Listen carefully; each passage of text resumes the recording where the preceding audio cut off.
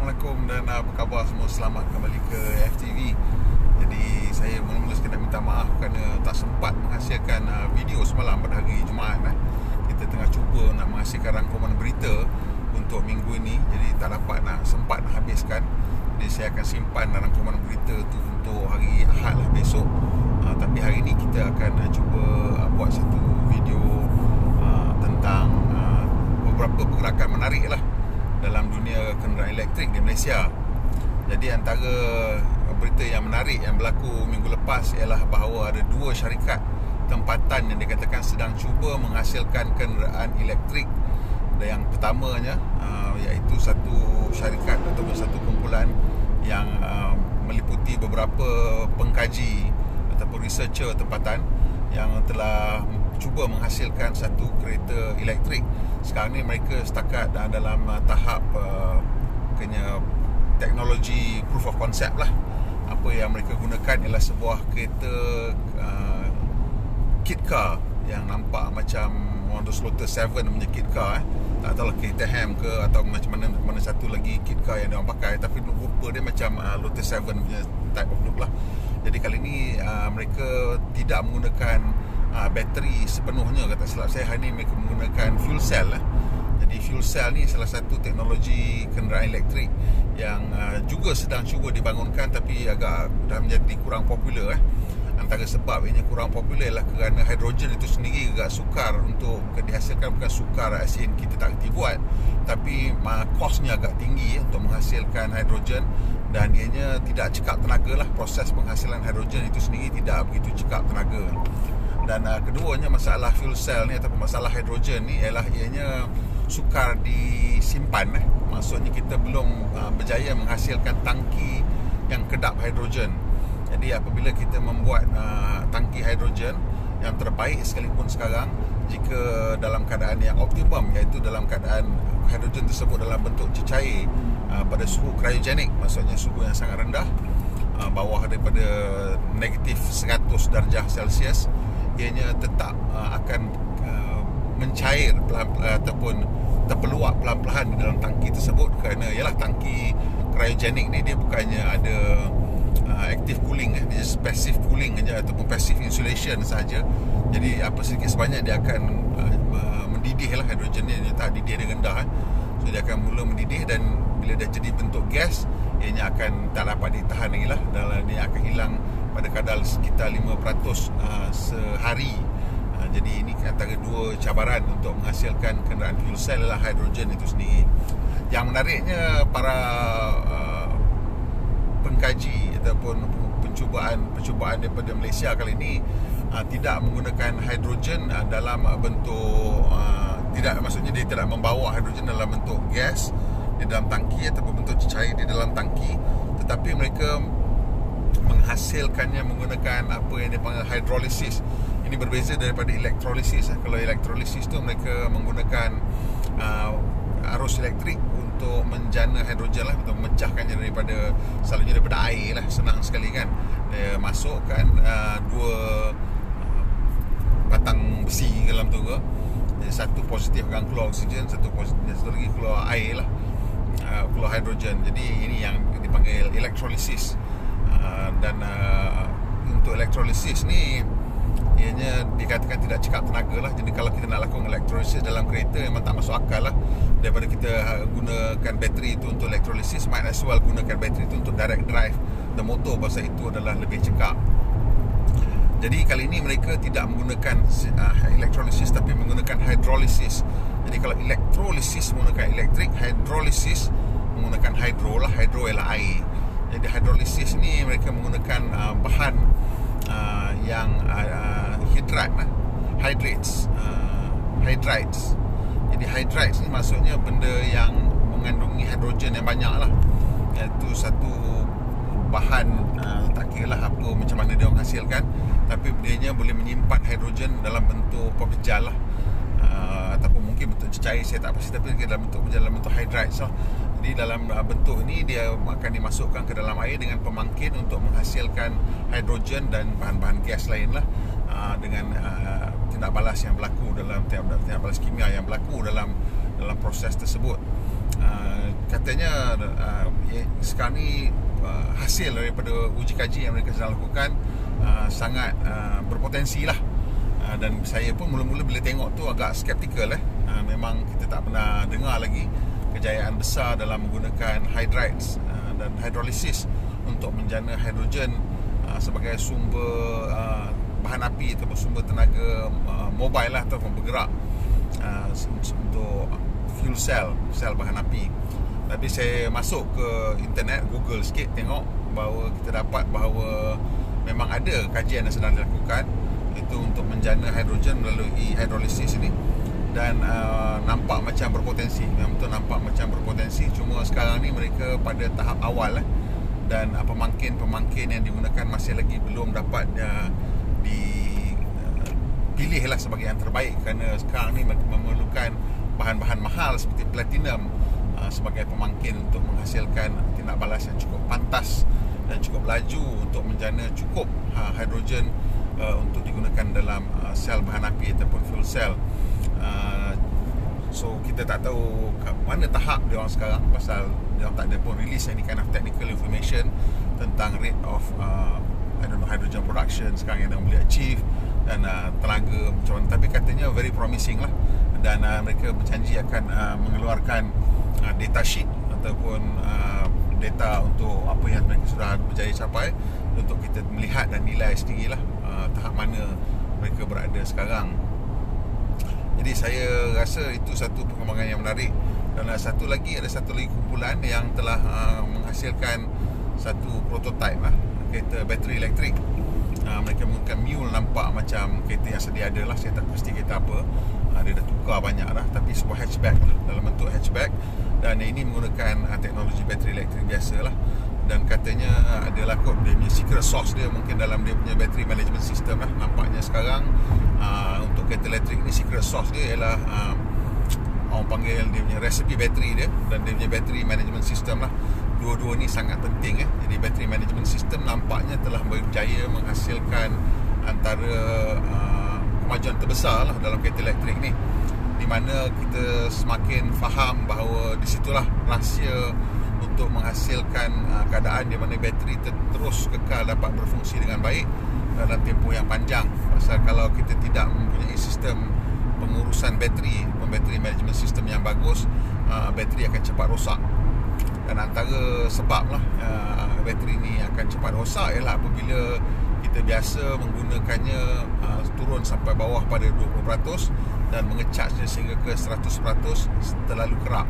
Apabila ini berlaku terlalu kerap, dan ini akan menyebabkan kerosakan kepada sel, kerana apa yang berlaku katanya di dalam bateri itu tersebut dia akan menghasilkan perubahan kepada chemistry ataupun kimia dalam bateri itu.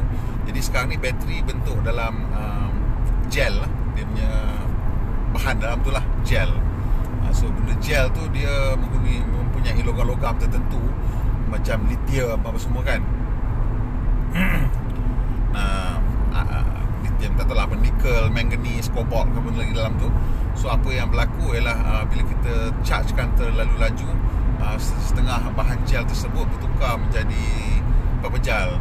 Dan apabila dia bertukar menjadi pepejal, dia makin panjang. Bila dia bertemu daripada anode ke cathode ke anode, dia akan short lah. Jadi short tu yang akan menyebabkan bateri itu rosak dan kadang-kadang menyebabkan api, kereta terbakar. Itu boleh jadi overheat lah. Biasalah bila short dia akan overheat kan. Arus bergerak terlalu banyak pada satu laluan yang halus tu, so dia akan menyebabkan bateri itu terbakar. So itu salah satu masalahnya lah. Jadi kita dah tahu masalah-masalah tu, dan sekarangnya dia punya kunci dia adalah battery management system lah. So yang kumpulan ni pun kata mereka adalah secret sauce mereka di situ, dan mereka berkata mungkin boleh menghasilkan kereta untuk pasaran seawal tahun 2025. Ikhlas saya katakan saya skeptikal dengan kedua-dua claim ini, kerana proses penghasilan kereta memang memerlukan masa yang agak panjang lah, kalau kita nak draw from the ground up lah, depending on macam mana mereka nak reka bentuk kereta tu lah. Kalau mereka menggunakan teknik konvensional seperti yang sekarang ni, mungkin ini akan memakan masa yang agak lama, campur dengan testing apa semua. Ini bukan satu proses yang mudah nak menghasilkan prototype sukar, bukanlah senang, tapi jauh lebih mudah daripada menghasilkan kereta production. Selalunya daripada prototype ke production tu, di mana banyak kerja yang perlu dilakukan untuk mencapai tahap kehalusan yang boleh diterima pakai sebagai satu produk untuk dijual kepada orang ramai lah. Kalau banyak kita tengok dulu penghasil supercar, mereka tidak begitu tegas dalam menghasilkan kualiti yang cantik. That's why kita tengok supercar dulu, tak kira lah jenama apa pun awak sebut, Ferrari ke Lamborghini ke apa ke, Lotus ke, TVR ke, semua mempunyai kualiti yang tak sama tahap dengan kereta sedan biasa yang kita beli. Tapi sekarang ni dia punya yang exception ni adalah Porsche lah.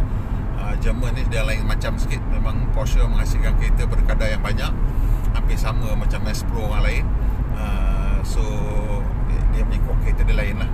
So tapi sekarang ni kalau kita nak menghasilkan, sebagai contoh lah, kumpulan yang kedua di Malaysia ni, kalau kata dia nak menghasilkan kereta elektrik dalam tempoh 2025, kita nak kena tengok sekarang ni dah mula ada dia punya reka bentuk asal lah untuk kereta yang mereka nak hasilkan tu. Setidak-tidaknya konsep awal lah, sebelum mereka menghasilkan prototype mungkin dalam tempoh setahun setengah, dan daripada situ mula membina sebuah production model lah. So sekarang ni mereka masih menggunakan mule lah, production mule lah. Mule ni maksudnya ambil lah kereta apa-apa pun yang dimensi lebih kurang, nak uji lah semua benda, semua sistem yang dikatakan nak dipakai tu, sistem pacuan, sistem bateri dan sistem kawalan, semua boleh berfungsi dengan betul lah dalam dimension atau package yang ditawarkan atau yang mahu digunakan. Jadi kali ni mule dia nampak macam sebuah hatchback dan okey lah. Tapi kita masih lagi belum diberi peluang lah, saya lah belum diberi peluang untuk melihat kereta tersebut dengan lebih dekat, ataupun memandunya ataupun memeriksanya dengan lebih dekat. Jadi kita akan reserve judgement lah. Tapi buat setakat ni kita akan kata kita skeptical dengan dua-dua teknologi yang sedang dicuba dibangunkan inilah. Tak apa pun, kita masih lagi mahukan mereka berjaya, kerana Malaysia ni memang perlu melakukan satu anjakan, kerana kita masih lagi dalam mindset di mana kita sayangkan minyak. Jadi kita takut Petronas tu akan bankrupt ke apa ke. Hakikatnya kalau perubahan ke arah alam pengangkutan elektrik ni berlaku, dan mungkin ini akan berlaku dalam tempoh 10 tahun atau kurang daripada sekarang, paling-paling lama pun 15 tahun, ini akan menjadikan petrol ataupun minyak sebagai bahan komoditi yang kurang bernilai lah, di mana barang-barang yang akan menjadi lebih bernilai ialah bahan-bahan logam seperti nikel dan kobalt dan juga lithium. Jadi sekiranya kita boleh berganjak ke arah itu dalam cuba menghasilkan lithium ke, kobalt ke, ataupun nikel ke, ini adalah lebih baik lah. So kita tak tahu kita punya mineral reserve dari segi bahan-bahan ni macam mana. So far kita tak ada dengar berita bahawa kita banyak nikel ke, banyak kobalt ke ataupun apa. Tapi kalau kita boleh mulalah memikirkan cara untuk bergerak ke arah penghasilan ataupun research kepada bateri, dan mungkin menggunakan bahan-bahan yang kita ada. Sekarang ni ada competing recipe for bateri ni memerlukan nikel dan kobalt lah. Nikel dikatakan boleh menggantikan kobalt lah dalam beberapa aspek bagi menghasilkan bateri yang mungkin lebih murah dan lebih sustainable lah. Pasal kobalt banyak dihasilkan di Republik Kongo, dan dari Republik Kongo ni dikira satu negara yang gagal lah, failed state. Jadi dalam keadaan failed state ini banyak amalan-amalan di situ memang sangat boleh dikatakan kejam lah, di mana kanak-kanak digunakan dalam proses melombong. Mereka mengatakan lombong-lombong ni bukannya lombong-lombong besar sekarang yang di operate atau oleh konglomerat besar. Yang sana dia panggil artisanal mine.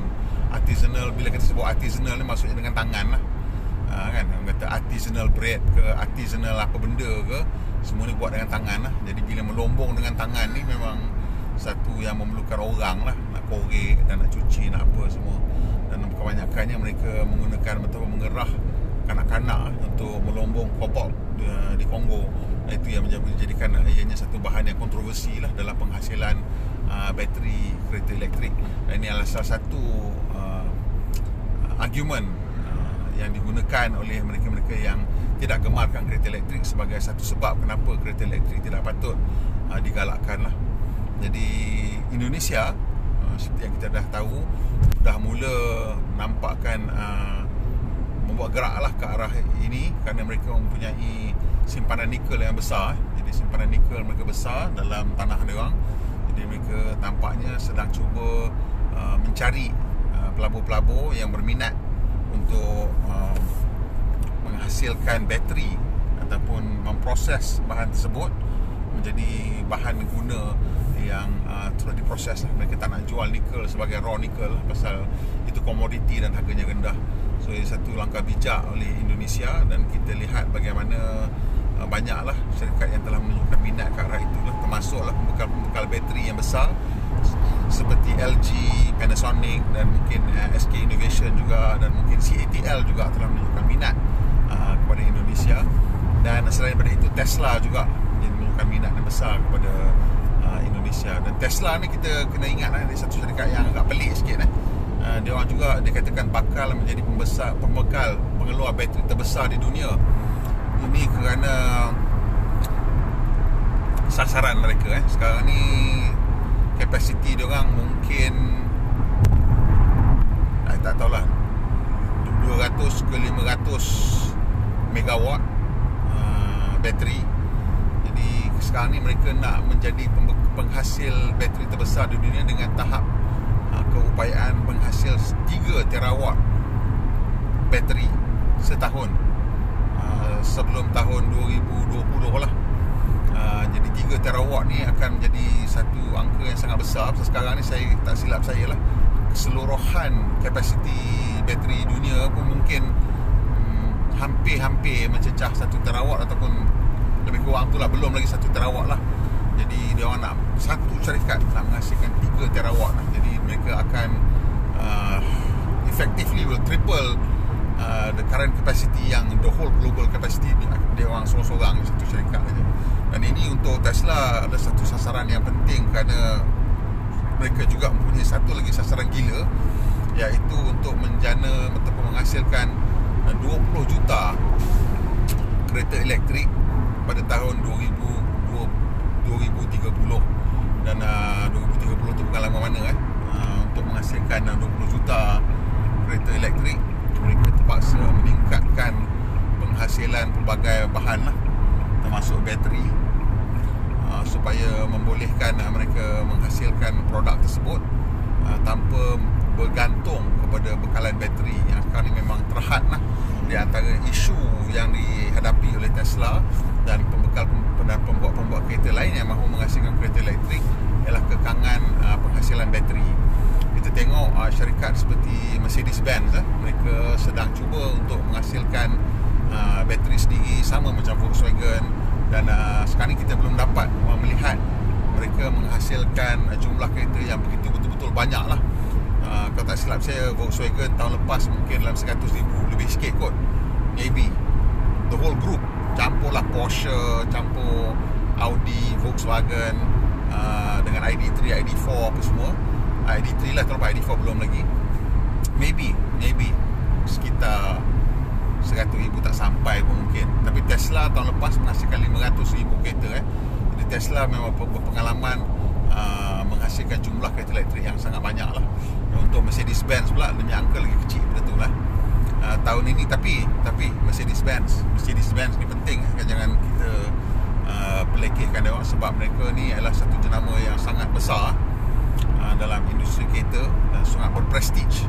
Bukan besar pun, macam mana berprestij. Dan satu pelancaran penting akan berlaku dalam tempoh 2 minggu daripada sekarang.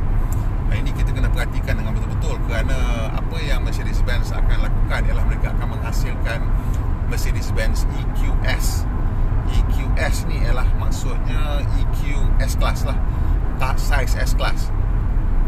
Dan EQS ni daripada apa yang kita nampak awal lah, maaf ini saya tak dapat tunjuk gambar-gambar apa sebab kita kena hasilkan aja benda ni, jadi kita buat sembang lah macam vlog. EQS ni memang dibina atas satu platform yang dihasilkan khas untuk kereta elektrik. Jadi dengan menggunakan platform khas ni, mereka telah berjaya menghasilkan satu reka bentuk yang sangat unik, daripada gambar-gambar spy shot yang telah terbocor, kita dapat lihat bahawa ianya mempunyai jarak ganda yang sangat panjang berbanding dengan bodywork dia lah, iaitu dia mempunyai front and rear overhang, gantungan depan dan belakang yang sangat pendek, dan pintu cukup panjang. Kita ni nampak memang looks like a very long cabin. So ini akan menghasilkan satu gaya ataupun kemewahan yang berbeza daripada S-Class sekarang lah. Dan S-Class ni satu produk yang penting sejak lama dah lah. Sejak tahun 70-an S-Class ni menjadi satu penanda aras kepada teknologi kereta yang ada lah. Jadi Mercedes-Benz walaupun mereka baru dalam teknologi kereta elektrik ni, elektrik sepenuhnya, saya lah berasa agak yakin bahawa mereka akan memperkenalkan beberapa ciri yang akan menjadi ikutan, walaupun mungkin ianya bukan terpaling canggih dari segi sistem pacuan ke apa ke, tetapi dari segi reka bentuk dan dari segi presentation, ia probably akan menjadi ikutan lah. Dan ini penting kerana this will set the bar, dan akan menjadi satu produk yang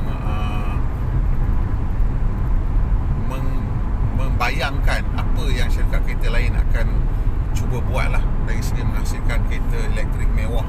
Dan kenapa dimulakan dengan S-Class? Sebab memang nampak lah kejayaan Tesla mula dengan menghasilkan Model S dan Model X, iaitu model mewah, di mana apabila mereka-mereka yang berwang mula berminat dengan satu produk tu, jadi senang dia punya trickle down effect dia tu, jadi produk berprestige dan mudah untuk menjana minat lah kepada yang biasa-biasa. Kita ni macam biasalah, kita tengok apa orang kaya buat, itulah kita berminat kan.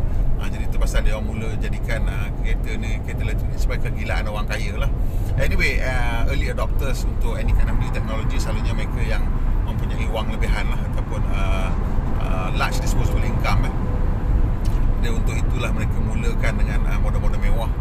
Jadi saya lihat EQS ni dengan reka bentuk yang dah kita nampak ni menawarkan sesuatu yang berbeza dan akan menjadi saingan lah kepada Tesla Model S dan juga Lucid Air. Jadi Lucid Air satu lagi kereta elektrik mewah yang bakal dilancarkan, yang itu Lucid S tu nampak lebih mewah daripada Tesla Model S, di mana Model S ni nampak macam cantik tapi dia tak nampak betul-betul mewah grand lah. Di mana S-Class dan Lucid Air memang nampak grand lah. So di situ kita rasa akan membuka ruang kepada pendekatan yang berbeza daripada Tesla lah. Daripada Tesla fokus dia memang semata-mata kepada teknologi, iaitu teknologi pacuan, bateri, motor dan juga teknologi AI, iaitu untuk autonomous driving. Sasaran Tesla ialah untuk autonomous level 5 daripada awal lagi, dan cara mereka cuba menghasilkan tu adalah sangat berbeza daripada orang lain lah. So itu antara perkembangan yang menarik dalam dunia kereta elektrik. Dan satu lagi yang terakhir ialah satu kolaborasi ataupun kerjasama antara Shell dengan Porsche untuk menghasilkan satu rangkaian pengecharge berprestasi tinggi ataupun berkuasa tinggi di seluruh ASEAN. Dan mereka memulakannya dengan satu rangkaian pengecharge yang membolehkan pemandu kereta elektrik memandu daripada Singapura ke Pulau Pinang. Dalam fasa yang kita kata yang disebutkan dalam siaran akhbar yang baru mereka keluarkan, mereka akan memasang 6 pengecharge di sepanjang laluan daripada Singapura ke Pulau Pinang. Untuk fasa pertama, iaitu tahun ini 2021, mereka akan pasang 4 pengecharge, maksudnya 2 ke utara, 2 ke selatan lah. Dan dalam tahun depan, separuh pertama, mereka akan pasang 2 lagi untuk melengkapkan 6. Jadi daripada Singapura ke Pulau Pinang lebih kurang dalam hampir 700 km. So akan ada, saya tak kira saya, dalam setiap 200 km ada satu charger lah. Ini sangat mencukupi lah, kerana kebanyakan kereta elektrik sekarang mempunyai julat pemanduan sekitar 300 lebih kilometer. So ini akan membolehkan mereka selesa lah untuk memandu dan boleh mengecharge sepanjang perjalanan. Jadi charger yang akan dihasilkan ini boleh mengecharge 180 kilowatt maksimum. Tapi setiap charger tu ada dua CCS2 punya kabel. Dia macam pam minyak lah, ada kiri dan kanan. Jadi kalau satu kereta boleh dapat maksimum 180, kalau ada dua kereta dapat maksimum 90 lah seorang. So itu yang apa yang akan dipasang dalam tempoh terdekat lah. Kita tak pasti. Saya rasa disebabkan ianya bergabung dengan Shell, ia bermakna semua orang boleh guna lah. Pasal duduk kat kedai Shell kan, takkan nak biar Porsche je pakai, kan karut lah pula. So ini akan membolehkan sesiapa saja yang mempunyai kereta dengan charger CCS2 untuk boleh teruslah menggunakan sistem ini. Saya tak pasti 400 volt atau 800 volt, tapi saya kira kalau nak selamat selalunya 800 volt lah untuk dulu sekarang kan. Setengah kereta boleh ambil 400, kebanyakan kereta boleh ambil 400 volt, tapi ada setengah kereta boleh menerima 800 volt kerana dia punya sistem adalah sistem 800 volt untuk mengecharge. Jadi itu Porsche Taycan tu boleh terima 800 volt lah untuk charging. Dan kalau saya kata silap saya, Audi e-tron juga kalau dia datang ke sini nanti akan boleh menggunakan 800 volt juga untuk mengecharge. Jadi ini tiga perkembangan menarik, iaitu teknologi tempatan, Mercedes-Benz EQS dan rangkaian pengecharge. Satu lagi organisasi yang cuba menghasilkan rangkaian pengecharge ialah dia panggil PEKEMA. PEKEMA ialah Persatuan Pengimport Kereta Grey Import lah. So dia ni sedang cuba menghasilkan satu rangkaian charging di seluruh Malaysia untuk sampai ke pantai timur. Ini kerana mereka juga cuba untuk mendahului industri sebenarnya PEKEMA ni. Jadi mereka sedang cuba untuk mendahului industri dengan membawa kereta elektrik lah. Tapi untuk menjual kereta elektrik perlu kena ada charging lah. So ini yang mereka sedang cuba lakukan untuk menghasilkan charging station seluruh negara untuk membolehkan lebih banyak kereta elektrik digunakan lah. Buat masa sekarang ni bilangan charging station tu mungkin tak begitu kritikal sangat kerana bilangan kereta elektrik agak sikit tetapi minat ni akan menunjukkan berapa cepatnya benda ni boleh dikembangkan lah, rangkaian pengecharge ni. Dan saya rasa ini tidak memerlukan masa yang banyak untuk dikembangkan kerana syarikat minyak memang mempunyai keupayaan lah untuk menukar semua pam minyak mereka kepada pengecharge elektrik lah kalau mereka mahu. Dan ini saya jangka akan berlaku kepada kadar yang sangat cepat jika mereka melihat bilangan kereta elektrik meningkat. Dan last kali kita diberitahu bahawa selain daripada Aura H1 yang dah dikelihatan di jalan raya untuk diuji lah, mungkin oleh Great Wall Motors ke ataupun Go Auto iaitu pengedar Great Wall Auto di Malaysia, Green Oranges.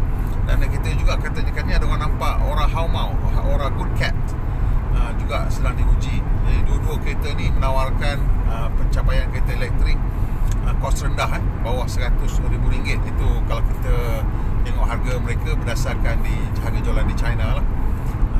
Tapi Aura Haumau ataupun Good Cat ni memang akan dijual di Thailand bermula tahun ini. Dan ini sebuah kereta yang sangat comel, sangat menarik pada mata saya. Dan kiranya kalau ia datang ke Malaysia memang saya simpan duit ambil lah. Pasal harga tu menarik, bawah RM100,000 dan menawarkan jarak perjalanan sekitar 300 lebih kilometer untuk varian yang lebih mahal dan 200 lebih kilometer untuk varian yang lebih murah. Satu julat panduan yang saya kira masuk akal untuk kita gunakan harian dan juga untuk bergerak balik kampung lah. Cuma kena perlukan perancangan sikit lah untuk balik kampung tu supaya kita tidak sangkut tengah jalan lah. Okay, sampai situ saja celoteh saya, dekat 30 minit dah. Saya akan upload awal pagi lah kalau awak tengok ni. Terima kasih lah kalau tengok sampai penghujung ni. Kalau suka tekan butang like lah dan kongsi dengan kawan-kawan. Dan kalau boleh tekan butang subscribe